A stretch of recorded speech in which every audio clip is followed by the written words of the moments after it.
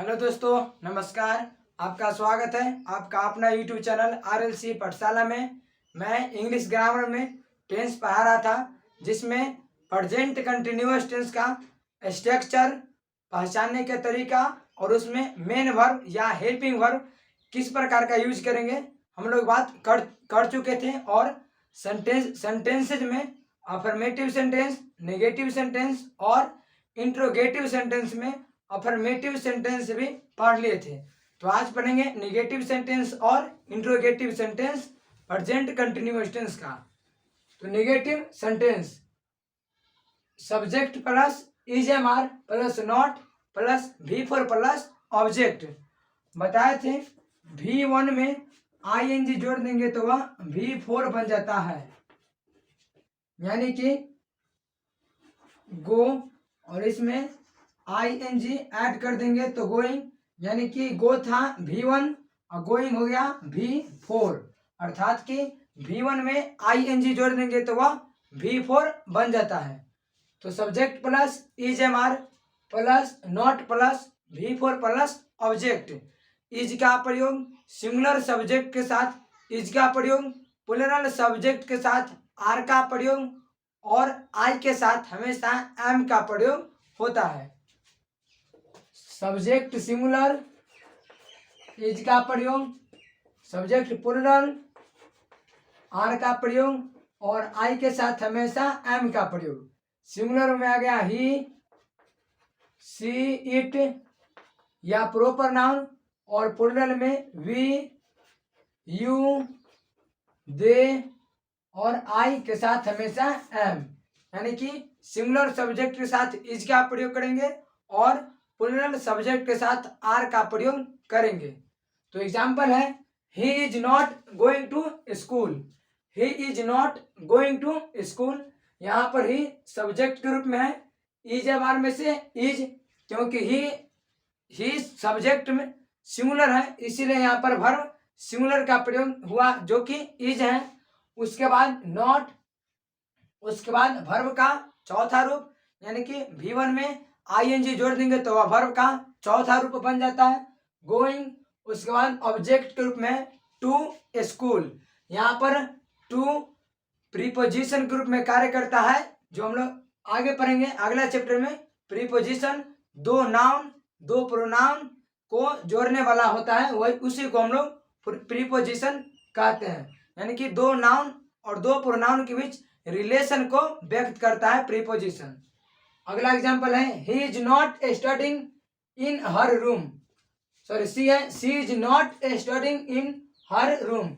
Subject के रूप में सी, इज हमारे में से इज, फिर से नॉट और स्टडी का STUDY, लेकिन जब इस यह V1 होता है और इसके अंत में STUDY नहीं लिखकर ING लिखेंगे तब बनेगा यह V4।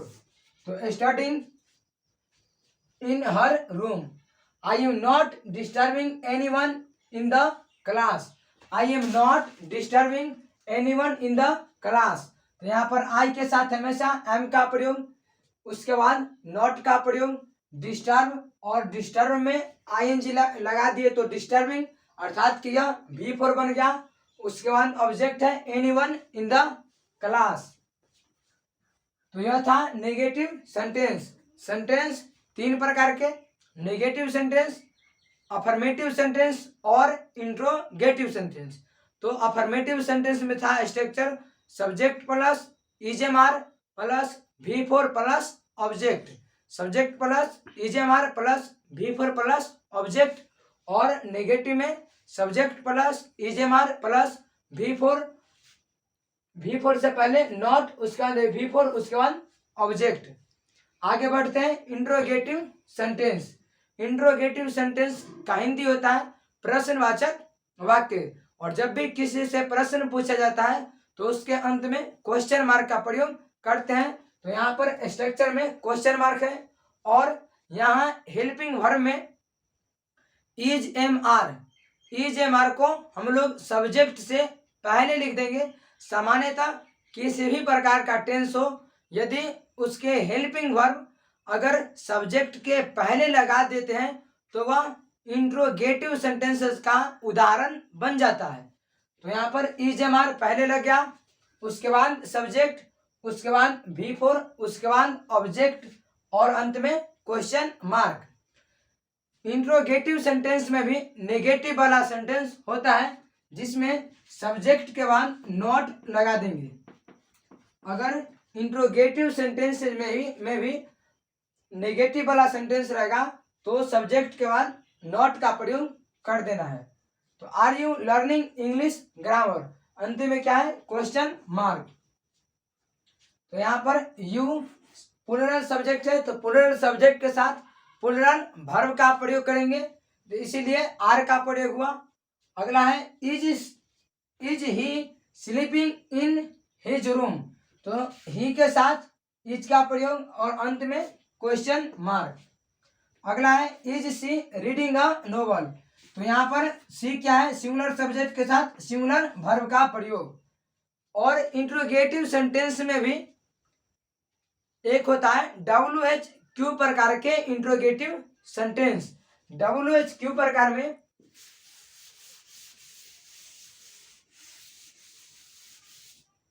WH-Q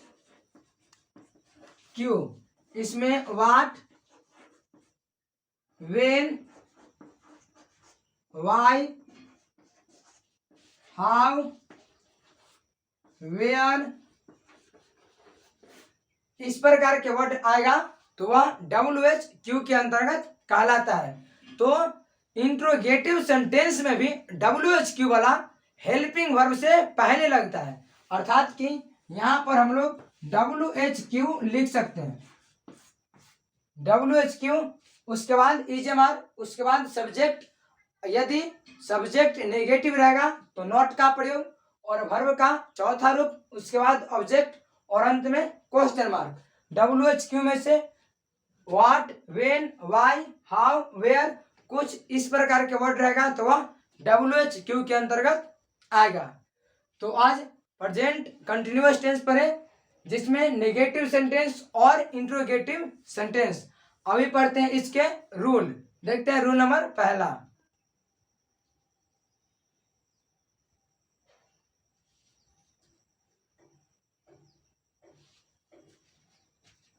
rule number 1, keyword, यानी कि जिस प्रकार से सिंपल प्रेजेंट टेंस में कीवर्ड पढ़े थे रूल नंबर पहला में, उसी प्रकार प्रेजेंट कंटिन्यूअस टेंस में भी रूल नंबर पहला है।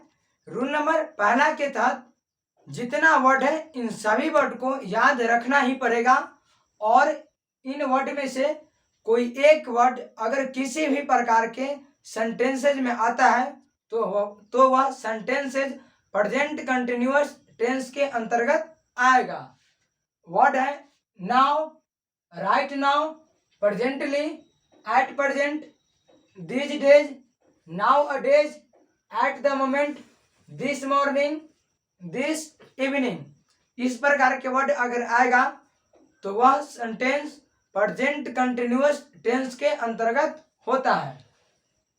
इसमें नाउ, राइट नाउ, प्रेजेंटली, इन तीनों बहुत ही इंपॉर्टेंट है। नाउ, राइट नाउ और presently. Now, right now, presently, उसके बाद at present, these days, now a days, at the moment, this morning और दिस इवनिंग। इस प्रकार के वर्ड किसी भी प्रकार के टेंस में रहेगा तो वह टेंस प्रेजेंट कंटिन्यूअस टेंस का होगा, जिसमें हम लोग वर्ब के रूप में इज-एम-आर, हेल्पिंग वर्ब के रूप में इज-एम-आर और वर्ब के चौथा रूप का प्रयोग करेंगे। तो पहला है example, he is doing his homework now. अब ऑब्जेक्टिव में पूछेगा, यहाँ पर सेंटेंस में नाउ लिखा हुआ रहेगा और वर्ब यहाँ पर नहीं रहेगा, तो हम लोग समझ जाएंगे यहाँ पर नाउ लिखा हुआ है अर्थात कि यह sentence simple present continuous tense का है। तो प्रेजेंट कंटिन्यूअस टेंस में इज-एम-आर का प्रयोग करते हैं तो ही के साथ इज का प्रयोग हो जाएगा। अगला एग्जांपल है, right now I am waiting for you at the airport. अब यहाँ पर राइट नाउ रहेगा, उसके बाद यहाँ पर एम नहीं रहेगा। अगर एम रहेगा भी तो V4 नहीं रहेगा, यानी कि वेट रहेगा। तो राइट नाउ, यहाँ पर राइट नाउ आया है तो यह सेंटेंस प्रेजेंट कंटिन्यूअस टेंस का होगा। तो सबसे पहले प्रेजेंट कंटिन्यूअस टेंस में किसी भी प्रकार का सेंटेंस जो वो अफर्मेटिव होगा या नेगेटिव होगा या इंट्रोगेटिव होगा या WHQ, हमेशा वर्ब का चौथा रूप का ही प्रयोग करेंगे। तो यहाँ पर waiting for you at the airport, इसमें फॉर प्रीपोजिशन के रूप में कार्य करता है। तो हम लोग प्रीपोजिशन पढ़ेंगे, उसमें बताएंगे फिक्स्ड प्रीपोजिशन जिसमें वेटिंग के साथ हमेशा फॉर का प्रयोग होता है। तो अभी से याद कर लीजिएगा, वेट के साथ हमेशा प्रीपोजिशन फॉर का प्रयोग होता है।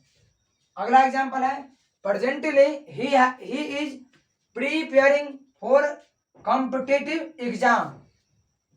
यहाँ पर प्रेजेंटली लिखा हुआ रहेगा, उसके बाद ही और इज गैप रहेगा।